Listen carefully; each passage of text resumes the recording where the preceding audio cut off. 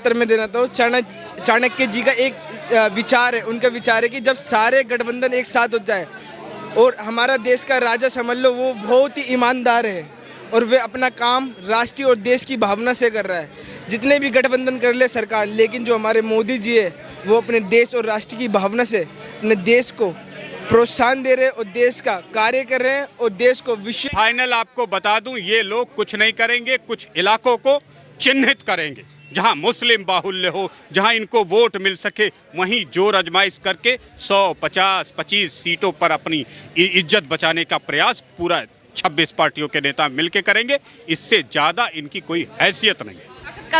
Sir क्या लगता है जिस तरीके से बेंगलुरु में जो मीटिंग हो रही है, सारे विपक्षी दल एकजुट हो रहे हैं, क्या लगता है कहीं ना कहीं असर पड़ने वाला है? आप देख रहे हैं कि मतलब सारा ही विपक्ष एकजुट होने को तैयार बैठा है सिर्फ और सिर्फ मोदी जी को हटाने के लिए, कहीं ना कहीं सक्सेसफुल है?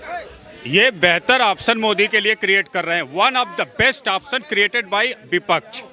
सब एक तरफ, सारे भेड़िए एक तरफ, गिद्ध एक तरफ, सारे सिंह एक तरफ, हो जाए युद्ध दो हाथ, लड़ेगा देश, जीतेगा देश। और भारत के भविष्य को अगर जीतना है तो प्रधानमंत्री नरेंद्र मोदी को जीतना पड़ेगा, जिताना पड़ेगा। क्योंकि जो लोग अपने मान सम्मान की रक्षा नहीं कर सकते, अपने देश के मान सम्मान की, दिल्ली वाला अपने दिल्ली के मान सम्मान की रक्षा ना करके जाके बेंगलोर में मीटिंग कर रहा है, क्या उसके मान सम्मान की रक्षा ये देश करेगा? जो लोग दिल्ली में मरते हुए लोगों को छोड़ के, बाढ़ में डूबते हुए लोगों को जाके बेंगलोर में जाके मीटिंग कर रहा है, क्या उसको ये दिल्ली वाले सत्ता में बिठाने का काम करेंगे? तो बात है, जो अपने मिट्टी के लिए मरेगा जिएगा, ये मिट्टी उसके लिए जिएगी मरेगी। और राष्ट्र का नाम ही है विकास। जब परिवार का हर व्यक्ति यहाँ खड़ा अपने लिए बेहतर परिवार, बेहतर सुविधा, बेहतर घर, बेहतर जीवन की कल्पना कर रहा है, तो इन गिद्धों के गिद्ध नीति में अपने परिवार को बर्बाद करने की नीति कौन चलाएगा? अपने परिवार को कौन? 500 रुपए से तुम समझते हो देश के वोटरों को खरीद लोगे? मायावती भी बम्पर वोट से जीती थी, बम्पर सिंहासन मिला था उनको भी उत्तर प्रदेश में, पर तू हार गई। जानते हैं क्यों? क्योंकि उन्होंने गठबंधन किया किसके साथ? मुलायम सिंह के साथ। वही मुलायम सिंह जो एक बार रेप करने का प्रयास कर चुके थे मायावती का। तो जो आधार ही नहीं है, जिसका कोई मान सम्मान ही नहीं है, जो भ्रष्टाचारियों के गोद में, घोटालेबाजों के गोद में, बेल पे जाने वाले लोगों के गोद में, जो जिनके ऊपर घोटालों के एक नहीं सैकड़ों आरोप हैं, उसकी गोद में बैठ करके कोई सोच रहा है कि देश की सत्ता पे, सिंहासन पे बैठ जाएगा, तो ये नामुमकिन सा है। कह रहे हैं कि जो मीटिंग होने वाली है, इसका मेन मोटिव रहेगा कि इसमें जो जीतने के बाद प्राइम मिनिस्टर फेस डिसाइड करें। फाइनल आपको बता दूं, ये लोग कुछ नहीं करेंगे, कुछ इलाकों को चिन्हित करेंगे जहां मुस्लिम बाहुल्य हो, जहां इनको वोट मिल सके, वहीं जोर आजमाइश करके 100, 50, 25 सीटों पर अपनी इज्जत बचाने का प्रयास पूरा 26 पार्टियों के नेता मिलकर करेंगे। इससे ज्यादा इनकी कोई हैसियत नहीं। कल तक जो विपक्षी पार्टियां सर एकजुट होने को तैयार नहीं थी, एक दूसरे की शक्ल देखने को तैयार नहीं थी, क्या जरूरत पड़ गई कि केवल और केवल मोदी जी को हटाने के लिए सब आज एक साथ हाथ मिला रहे हैं, गले मिल रहे हैं एक दूसरे से? क्या जरूरत पड़ गई?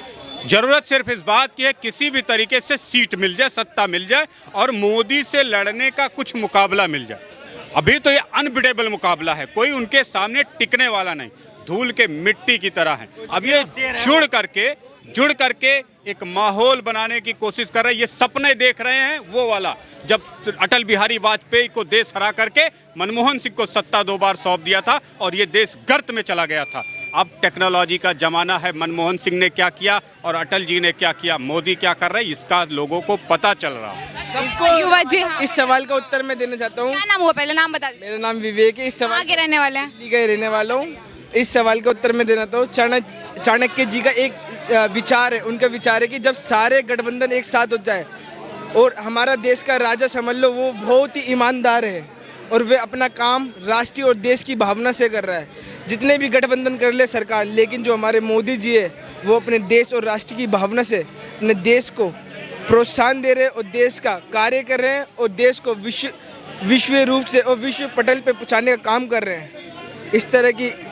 इस तरह के काम और इस तरह के अपना देश को बढ़ाने का काम कर रहे हैं। लेकिन कह रहे हैं कि मोदी जी आप जैसे युवाओं के लिए कहीं कुछ काम नहीं कर रहे हैं, गरीबी पर ध्यान नहीं दे रहे हैं, बेरोजगारी पर ध्यान नहीं दे रहे हैं, इस पर क्या कहेंगे? इसके बारे में मैं बताना चाहता हूँ, जो लोग कर रहे हैं टिप्पणी, ये बहुत ही गलत रूप से कर रहे हैं। ऐसे नहीं, रोजगार कौन है इस संसार में?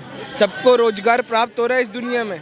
चाहे कम मिल रहा है, किसी को ज़्यादा मिल रहा है, लेकिन सबको मिल रहा है ना रोजगार। रोजगार उन लोगों का कम हुआ है जो भ्रष्टाचारी लोग हैं, जिन्होंने उनकी दुकानें बंद हो गई है, उनके रहने का साधन नहीं बचा इस दुनिया इस भारतवर्ष में। कहाँ रहेंगे उनका? वही भ्रष्टाचारियों का रोजगार बंद हुआ है। असली तो अगर हर नागरिक को देखा जाए तो सबके पास रोजगार प्राप्त है।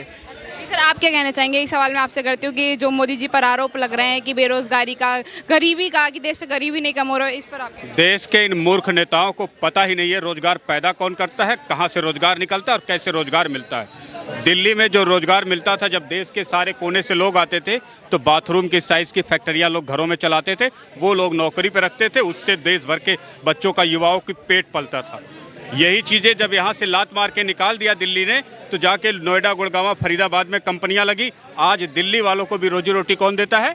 नोएडा देता है, गुड़गांव देता है, फरीदाबाद देता है। जो दिल्ली पूरे देश को रोजगार देती थी, आज उस दिल्ली को रोजी रोटी कौन देता है? नोएडा देता है, गुड़गांव देता है, फरीदाबाद देता है, गाजियाबाद देता है, सोनीपत देता है, पानीपत देता है।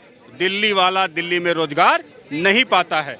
ये काम मोदी जी ने किया है। गांव गांव हर युवा को रोजगार दिया है, छोटे मोटे उसने अपने काम शुरू किए हैं, और उससे जो बम्पर नौकरियां निकली हैं प्राइवेट, सरकारी पैसे से बांट करके लॉलीपॉप सत्ता हथियाने का काम मोदी जी ने नहीं किया। मोदी जी ने उस नस को काम किया है, स्किल इंडिया शुरू किया, हर बच्चे को रोजगार वाले गुण सिखाए, और वो अपनी कंपनी, अपनी फैक्ट्री खोल करके रोजगार कमा रहा है। जो 20,000 महीना कमाता था, वो 20,000 पर डे कमा करके 4 लोगों को नौकरी पे रखता है। आज गाँव में कपड़े सिलने की फैक्ट्रियाँ लग रही हैं, गाँव में छोटे छोटे बर्तन बनाने की फैक्ट्रियाँ लग रही हैं, गाँव में तेज हाईवे होने से ट्रांसपोर्ट की फैसिलिटी, कोरियर की फैसिलिटी मिल रही। आप कोई भी उद्योग आज चाहे तो यहाँ से 200 किलोमीटर दूर लगा सकते। 200 किलोमीटर मतलब दिल्ली से 2 घंटे की दूरी। आप तो सेल्फ रोजगार की बात कर रहे हैं कि मतलब बिजनेस की बात कर रहे हैं, कह रहे हैं सरकारी नौकरियां कहाँ हैं, सरकार नौकरियां क्यों नहीं दे रही? भारत के कई ऐसे डिस्ट्रिक्ट्स हैं जिनका विकास नहीं हुआ, अभी इतनी बड़ी हैं, क्योंकि वहाँ इंडस्ट्री नहीं लगी, उनका विकास ही नहीं हुआ। इधर से घुसो,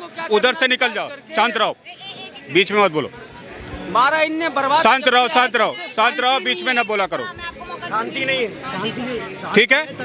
ऐसे कितने जिले आप जानती हैं जिनको एक तरफ से घुसो, दूसरी तरफ निकल जाओ, वहाँ कोई विकास नहीं हुआ।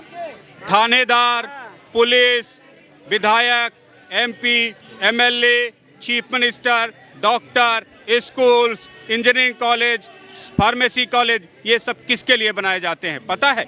जब इंडस्ट्री वाला लगता है तो उनके बच्चों को पढ़ाने के लिए स्कूल, उनके बच्चों के लिए मेडिकल कॉलेज, उनके बच्चों के लिए अस्पताल, उनके बच्चों के लिए पुलिस थाना, उनके बच्चों के लिए सोसाइटी, उनके बच्चों के लिए ही ये सरकारी इंफ्रास्ट्रक्चर खड़ा किया जाता है। बेवकूफ़ों, सत्ता में आने के लिए, सरकारी विधायक बन के पार्टी चलाने के लिए नौकरियां नहीं निकाली जाती हैं। जहां इंडस्ट्री लगाओगे, नोएडा में इंडस्ट्री लगी ना, करोड़ों लोग आके जीवन बसर कर रहे हैं।